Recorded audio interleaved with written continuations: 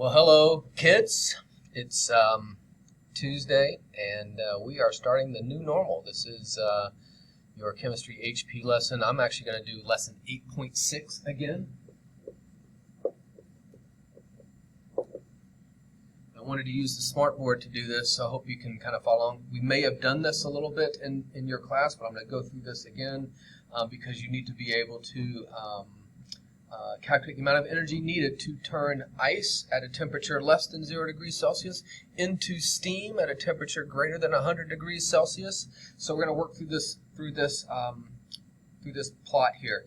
You'll notice on this nice picture that we have from your text that there are five stages on our graph. Stage 1 is showing where ice is being warmed. Notice that's a steep line.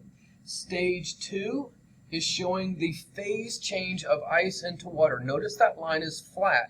In other words, temperature, which is on the y-axis, is remaining constant throughout the phase change. In stage 3, we are taking liquid water from 0 degrees Celsius and we're heating it to the boiling point of water, 100 degrees Celsius. So, of course, there's a temperature change. In stage 4, this is the phase change from liquid into steam, or for liquid water into steam or liquid into gas. There is no temperature change during this, and in stage 5 we are taking a gas and we are increasing its temperature.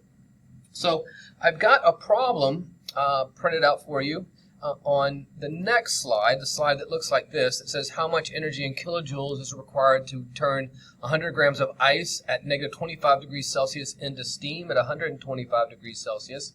And I've taken our graph again so we have an idea of what that looks like still here on the page.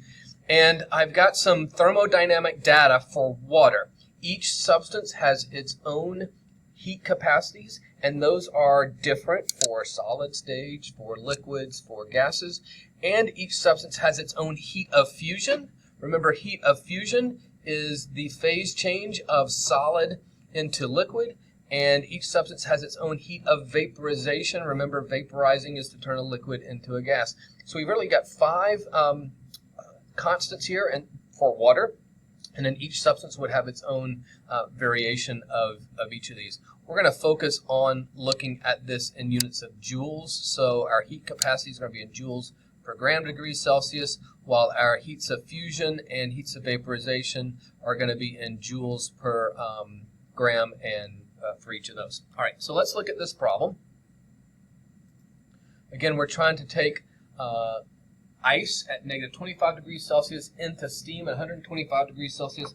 I find it helpful to, again, draw this sketch of what's going on. We're going to heat up ice. We're going to melt ice. Then we're going to heat up water. We're going to melt that water into steam. And then we're going to heat up steam. And on the y-axis, we've got temperature. We'll measure that in degrees Celsius. On the x-axis, we've got energy. We don't really need to worry about the specific values other than notice that every point along this graph is continuously moving to the right. Sometimes it pauses its up-down vertical change, but it's always moving to the right. So this temperature right here is 0 degrees Celsius. That is the melting or freezing point of water.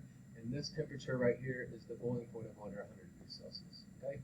So we're going to take ice, negative 25 degrees Celsius, and we're going to turn it into steam at 125 degrees Celsius. So there are 5 stages along those. I'll number those 1, 2, 3, 4, and 5. And all we need to do is find delta H for each stage. In stage 1, we're turning negative 25 degrees Celsius ice into water. So that's a heat capacity. Let me rephrase that. We're turning negative 25 degrees Celsius ice into 0 degrees Celsius ice. So all we're doing to ice is raising its temperature. That's a heat capacity issue. So we're going to revert back to that equation we learned a couple months ago, M times C times delta T. And what we want here is the heat capacity of ice, which is the solid form of water. So I'm going to call that C with a subscript S. And we're dealing with 100 grams of water, or ice. The heat capacity of ice is 2.03 joules per gram degrees Celsius. I got that from the previous page in our notes. You don't have this page in your notes, but I did print out this thermodynamic data for you, or didn't print it out, but I did give you this thermodynamic data in class. If you can't find it, it's also on Power School Learning on the main Unit 8 page under Documents. And here it is right here for ice, this very first thing listed right here. That's where I got that value from. All right. And we multiply that by the change in temperature. So negative 25 degrees going up to 0 is a change of positive 25 degrees Celsius. We calculate all that out. We find that we get 5,075 joules. For stage 2, ice is being turned into water. Notice that there's no temperature change. There's just converting ice into water. It's a phase change. So we need the mass of the H2O, and we need the heat of fusion, delta HF there. So we will multiply those two things together. The mass is 100 grams. Delta HF at that temperature, reading that off the thermodynamic data sheet, is 334 joules per gram. And when we multiply that out, we get 33,400 joules. Stage 3 is liquid water being raised in temperature from 0 degrees Celsius up to 100 degrees Celsius. So that's a heat capacity issue, which is M times C times delta T. And that is the specific heat capacity of liquid water. So I'll put a subscript L there. We have 100 grams of our water still, of our H2O. Heat capacity, you may remember this from before, 4.184 joules per gram degrees Celsius. And the temperature change is 100 degrees Celsius. We multiply all that out, we find that delta H3 for stage 3 is 41,840 units or joules.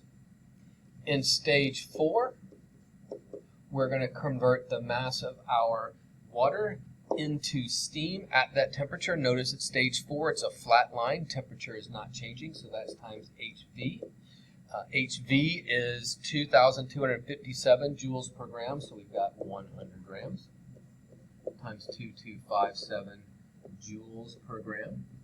We carry that out and we find that delta H for stage 4 is 225,700 joules. And finally, delta H for stage 5 is a heat capacity issue because we've got temperature changing again, so that's M times C times delta T. C here is for the gaseous state. So we're raising the temperature of 100 grams of steam from 100 degrees Celsius up to 125 degrees Celsius. The heat capacity there is 2.00 joules per gram degrees Celsius. And the temperature change is 25 degrees Celsius. So again, we multiply all that out, we get 5,000, and we carry it to two significant figures. We get 5,000 joules. Okay. And then finally, to find the total amount of energy needed to change ice from negative 25 degrees Celsius all the way up to 125 degrees Celsius is just simply adding those 5 stages together. So we get the total, which I'll call delta HT.